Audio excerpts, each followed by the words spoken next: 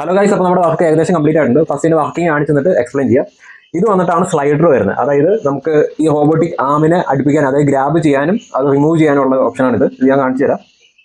കണ്ടോ, ഇപ്പോൾ ഗ്രാബായി, ഇപ്പം അത് അൺലോക്കായി. ഇനി വരുന്നതാണ് ക്യാമറ വരുന്നുണ്ട്. ഓക്കെ, ക്യാമറ എന്ന് പറയുമ്പോൾ ഇതിൻ്റെ അകത്ത് വന്നിട്ട് ലൈവ് വിഷ്വൽ, ഈ ടണലിൽ ഈ വെല്ലിക്കൂടെ ഇറങ്ങി ചെല്ലുമ്പോൾ കിട്ടുന്ന ലൈവ് വിഷ്വൽ കണ്ടോ. ആ ലൈവ് വിഷ്വൽ ഉണ്ട്. കൂടാണ്ട് ഇതിനകത്ത് 2-way കമ്മ്യൂണിക്കേഷൻ ഉണ്ട്. ഞാൻ ഇവിടുന്ന് ഈ ഫോണിൽ കൂടെ സംസാരിക്കുന്നത് ഇതിൻ്റെ അകത്ത് കേൾക്കാൻ പറ്റും.